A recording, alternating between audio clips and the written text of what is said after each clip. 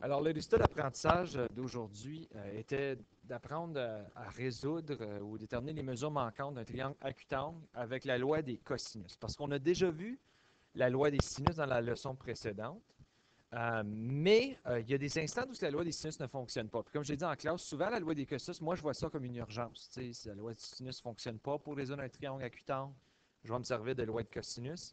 Ceci dit, il y a des élèves qui répètent souvent qu'ils préfèrent la loi des cosinus et les deux, en principe, fonctionneraient selon les différents scénarios. Donc là, une situation où ce que la loi de sinus ne fonctionnerait pas, c'est celle que vous voyez devant vous. Et je vais la lister vite fait juste pour démontrer à quel point ça ne fonctionne pas. Donc, numéro 1, tu sais que ce n'est pas des triangles semblables que tu vas utiliser pour résoudre ça parce que je n'ai pas deux triangles. Numéro 2, je sais que ça ne sera pas SOHCAHTOA parce que je n'ai pas d'angle de 90 degrés. Donc, mon instinct me dit, je vais utiliser la loi de sinus ici pour résoudre ce problème.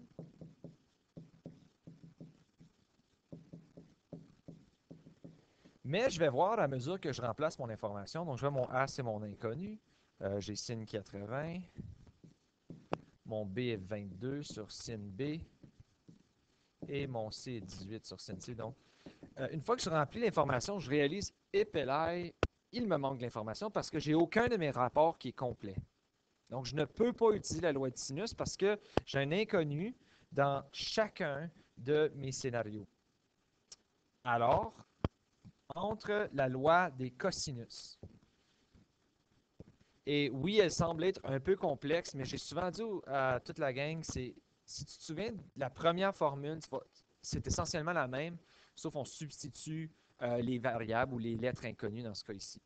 Donc, si je regarde A au carré est égal à B au carré plus C au carré moins 2 fois B fois C fois le cosinus de A, c'est l'équation à se souvenir. Remarquez, si je cherche B, donc j'ai A au carré plus C au carré, donc on voit qu'il y a une permutation qui a eu lieu entre le A et le B, moins 2AC au lieu de 2BC multiplié par le cosinus de B. Donc, tu as juste besoin de te souvenir de la première équation.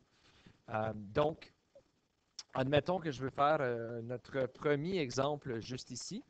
Donc, si je regarde, je vais aller chercher le côté C. Donc, je vais identifier mes côtés. En temps normal, tu vérifierais si la loi de sinus fonctionne.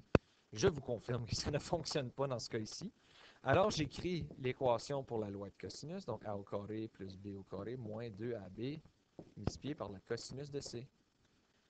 Je commence par substituer mon information. Donc, j'ai C au carré qui va être 30 au carré plus 28 au carré moins 2 fois 30 fois 28 multiplié par le cosinus de 48. Il y en a des gens qui vont penser, OK, je te flobe ça dans ma calculatrice, puis je vais aller chercher la réponse d'un coup sec. Je vous conseille de le voir comme deux sections et de les calculer individuellement. C'est ce que je vous conseille. Donc, je vais commencer avec 30 au carré plus 28 au carré. Donc, si tu fais le calcul, je peux le faire avec ma calculatrice pour vous montrer. Hop là, je n'ai pas choisi la bonne chose. Voilà. Donc, si je fais 30 au carré plus 28 au carré, ça me donne 1684. Donc, j'ai fait la première partie. Et la deuxième partie, voici comment moi je la calcule, mais ça dépend vraiment de ta calculatrice. Ça se fait comme tu peux faire 2 fois 30 fois 28 fois cosinus 48. Moi, parce qu'il faut que je mette le chiffre avant le cosinus, je préfère trouver cosinus en premier. Donc, moi, je le fais de reculons. Alors, je fais mon cosinus 48 en premier. N'oubliez pas de faire certain que tu es en degrés. Fois 28. Je suis en train de le faire à l'envers. Fois 30 fois 2. Donc, remarquez mon calcul, cos 48 fois 28 fois 30 fois 2. Donc, ça me donne 1124,13, etc.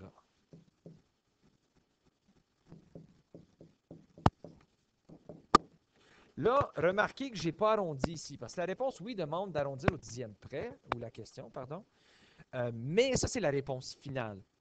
Alors, tu ne veux pas tout de suite arrondir maintenant, parce que tu vas avoir une erreur sur un arrondissement. Donc, certains d'entre vous, vous avez le bouton ANS, comme ANS, hein, qui veut dire answer en anglais. Donc, si vous avez le bouton ANS, tout ce que tu as besoin de faire avec ta calculatrice, c'est après que tu as trouvé cette réponse-là, là, comme moi j'ai ici, j'ai la réponse d'afficher dans ma calque, 1684 moins ANS. Si tu as le piton ANS, ce que ça fait, c'est que ça prend la réponse précédente. besoin. Si tu ne l'as pas, il faut tout t'écrire le plus que ta carte te donne. Moi, je suis chanceux. Je peux copier-coller avec mon ordinateur. Donc là, ce que je vais faire, c'est que je vais tout sélectionner. Je vais copier et je vais ramener 1684 moins. Vous pèserez Answer ici avec votre calculatrice scientifique. Moi, je dois coller. Donc, ça ramène toute la réponse et ça me donne ceci. J'ai 559,86, etc.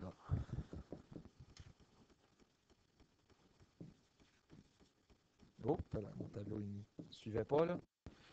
Mais ça, c'est pas la réponse de C. Parce que si ce serait 559,86 ici, alors que les autres côtés sont 28 et 30, il y a un problème. Donc, ce qu'on remarque, c'est que ça, c'est pas C, ça, c'est C au carré.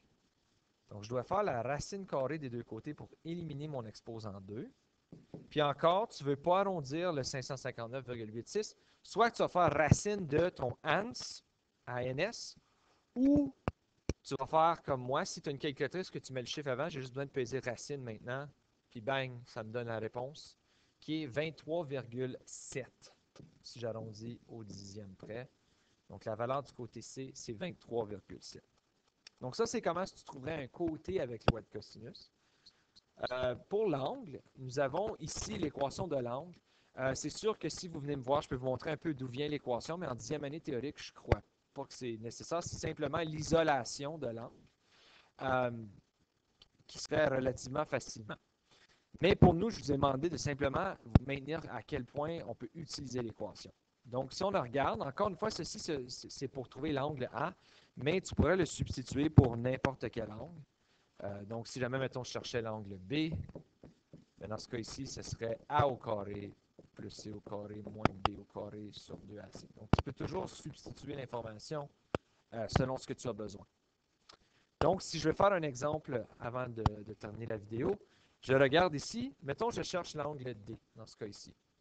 Donc, premièrement, tu vas toujours vérifier, non, ce n'est pas très semblable. Il y en a qui ont dit en classe que c'est SOHCAHTOA, mais il n'y a rien qui dit que ça, c'est 90 degrés. Ça a l'air mosement proche, mais il n'y a absolument rien qui dit que ça, c'est 90 degrés, donc je ne peux pas l'assumer. Alors, loi de sinus, ce serait mon instinct que j'utiliserai prochainement, mais je vois qu'il n'y a aucun rapport qui va se faire parce que j'ai aucun angle. Donc, je vais utiliser loi de cosinus. Alors, dans ce cas ici, l'angle D serait égal à cosinus à la moins 1 de, donc là, ça c'est mon côté D, mon côté E, mon côté F de D au carré. Oh, pardon, non. E au carré plus F au carré moins D au carré sur 2EF. Alors, remarquez, j'ai cos à la moyenne d'un calcul. Comme toute autre leçon dans cette unité ici, ce que je veux que tu fasses, c'est que tu substitues ton information en premier. Donc, j'ai 5,7 au carré plus 9,2 au carré moins 7,4 au carré sur 2 fois 5,7 fois 9,2. Ne va pas mettre ça dans ta carte d'un coup. Ben, écoute, ça peut fonctionner, mais c'est vraiment une mauvaise idée. Moi, je vous conseille, trouve le numérateur, trouve le dénominateur en premier. Donc, ça va te donner le cosinus à la moyenne d'un rapport. Alors, je commence avec 5,7 au carré, plus 9,2 au carré, moins 7,4 au carré, ce qui devrait me donner 62,37. Alors, dans ce cas ici, ça, c'est mon numérateur, 62,37.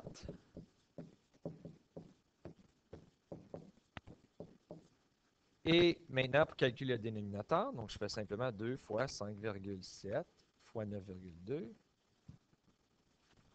Et donc, comme numérateur, je devrais avoir 104,88. Alors maintenant, j'ai un rapport.